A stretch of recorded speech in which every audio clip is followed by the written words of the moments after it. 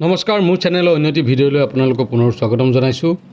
আমি আছোঁ বৰ্তমান পুৰী, আৰু আপোনালোকে যদি আগৰ ভিডিঅ'টো চাইছে নিশ্চয় গম পাইছে আমি কেলকাতা আহিলোঁ। কেলকাতাৰ পৰা বৰ্তমান আহি আছোঁ আমি পুৰী, আৰু পুৰী পাই বৰ্তমান সাগৰৰ পাৰত এখন আমি হোটেল ল'লোঁ, আৰু হোটেল লৈ তাতে হোটেলত কাপোৰ সলাই ফ্ৰেছ হৈ বৰ্তমান আমি আহিছোঁ সন্মুখত থকা সেই সাগৰত গা ধুবলৈ।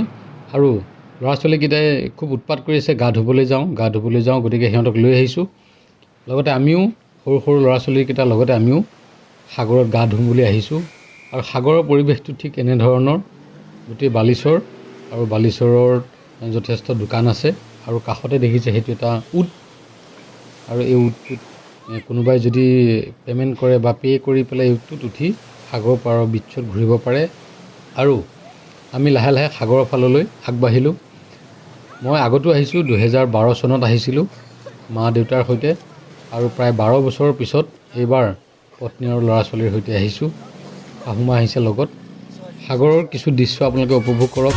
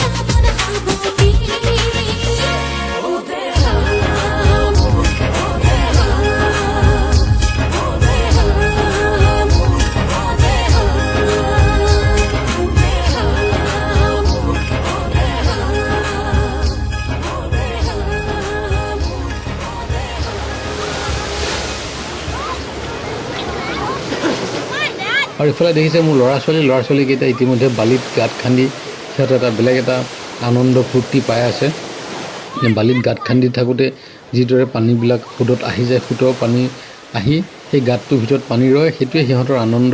আৰু শৈশৱটো আপোনালোকে জানেই, এনেধৰণৰ আনন্দৰ মাজেৰে সিহঁতে ধুনীয়াকৈ তেওঁলোকে খেলি আছে সিহঁতে। আৰু আমিও লাহে লাহে গাটো ধুওঁ বুলি সাগৰলৈ নামি আহিলোঁ।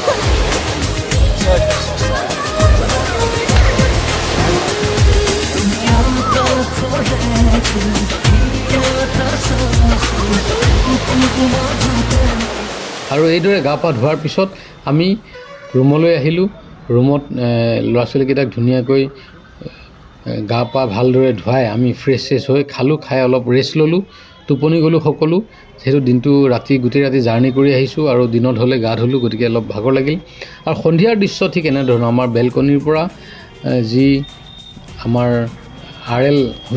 আৰ এল হোটেলৰ বেলকনিৰ পৰা এই আপোনালোকক কৈছোঁৱেই যে সাগৰৰ পাৰটো দেখা পোৱা যায়, তাতে বজাৰ যি য'ত আছে সকলো দেখা পোৱা যায়। গতিকে আমি সেই এনেধৰণৰ পৰিৱেশ আমি খোজকাঢ়ি পুনৰ আমি সাগৰৰ পাৰলৈ ওলাই আহিলোঁ। এইবাৰ আমি সাগৰৰ পাৰত থকা যি দোকান পোহাৰ মেলা, সেই মেলাত কিছু সময় আমি কটাম বুলি আহিলোঁ। আৰু সেই মেলাবোৰ দিনত বন্ধ হৈ থাকে, ৰাতি হ'লে সেই ধুনীয়া দোকানবিলাক আকৌ পুনৰ খোলে। সৰু সৰু ল'ৰা ছোৱালীৰ বাবে চকৰি আছে, সৰু সৰু ল'ৰা ছোৱালীয়ে খেলিব পৰা খেলনা দোকান আছে, খেলিব পৰা বিভিন্ন ধৰণৰ সা সৰঞ্জাম আছে।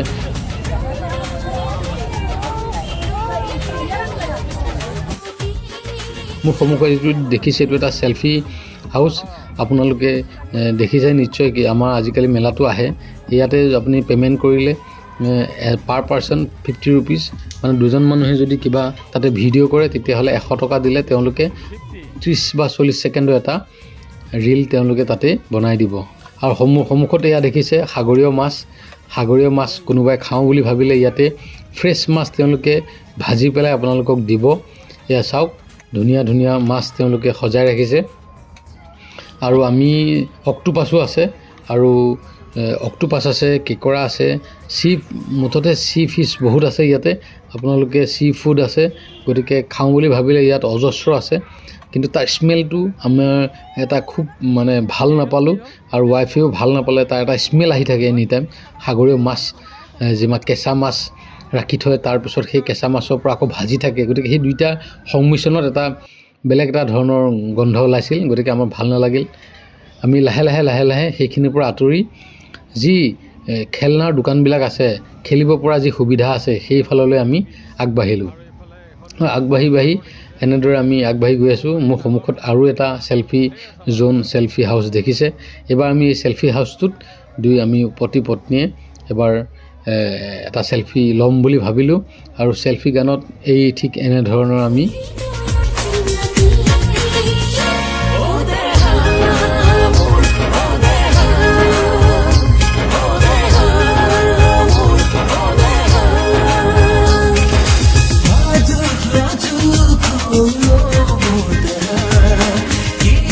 তাৰপিছতে এয়া আমাৰ বিভিন্ন ধৰণৰ খেলা ধূলা দেখিছে। ল'ৰা ছোৱালীকেইটা জাম্পিং কৰিম বুলি ক'লে, আৰু কাষতে যি জাম্পিং আছিলে তাতে আমি জাম্পিঙত তেওঁলোকক দিলোঁ। তাৰপিছতে আমি যি দাৰ্জিলিং ম'ম' বুলি এটা জেগা আছিলে, এখন ৰেষ্টুৰেণ্ট আছিলে অ'পেন, তাতে আমি এই অ'পেন ৰেষ্টুৰেণ্টখনত আমি ম'ম' খালোঁ। খুব ধুনীয়া আছিলে ম'ম'টো, সঁচাই খুব ধুনীয়া বনাইছিলে। আৰু সকলোৱে আমি ম'ম' খালোঁ, ম'ম'ৰ টেষ্ট ল'লোঁ। আৰু ম'ম'ৰ টেষ্ট লৈ আমি লাহে লাহে আমি সাগৰৰ পাৰৰ এই যি নান্দনিক দৃশ্য, এই নান্দনিক দৃশ্য উপভোগ কৰিবলৈ আমি খোজকাঢ়ি গ'লোঁ পতি পত্নী। সঁচাই খুব ভাল লাগিছিল। চাৰিওদিশে লাইট জ্বলি আছিল, তাৰপিছত আৰু যি সাগৰৰ পানীৰ যি লাইটবোৰ জিলিঙনি, এটা সাংঘাতিক এটা পৰিৱেশ সৃষ্টি হৈছিল। আপোনালোকে গ'লে নিশ্চয় গম পাব। আপোনালোকক মণিমুকুতাৰ কথা কৈছিলোঁ, দেখিলে মণিমুকুতাৰ দোকান। ল'ৰা ছোৱালীকেইটা আকৌ এটা বেলেগ খেলা বস্তু লৈ এনেদৰে খেলিলে। পত্নীয়েও ফটোৰ বাবে কেইটামান প'জ দিলে। আৰু এনেদৰে আজিৰ এই গোটেই দিনটো আমাৰ সাগৰৰ পাৰত আজি আমি অতিবাহিত কৰিলোঁ। এইবাৰ আমি ভাবিছোঁ লাহে লাহে পুনৰ হোটেলৰ ফাললৈ যাওঁ।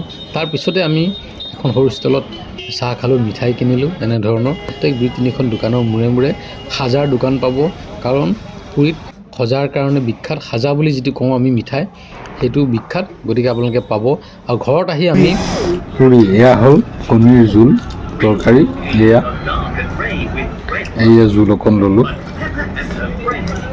এয়া হ'ল কণী, এইটো হ'ল আমলেট, এয়া হ'ল চালাড এটা, আৰু এয়া হ'ল খাদ্য মন্দিৰ। আৰু এয়া আমি গোটেইকেইজনে বৰ্তমান খাই আছোঁ। তাৰপিছত ভাত পানী খোৱাৰ পিছত আমি বেলকনিত পুনৰ বহিলোঁ। 11টা বাজিছে যদিও মানুহৰ ভিৰ কমা নাই, এতিয়াও মানুহ আছে। ইয়াৰ পিছত অহাকালিলৈ আমি যাম জগন্নাথ মন্দিৰ দৰ্শন, আৰু অহাকালি ভিডিঅ'টোত আপোনালোকে পাব কেনেদৰে আমি জগন্নাথ মন্দিৰ দৰ্শন কৰিলোঁ। আমাৰ ভিডিঅ'টো চোৱাৰ বাবে আপোনালোকক ধন্যবাদ জনাইছোঁ।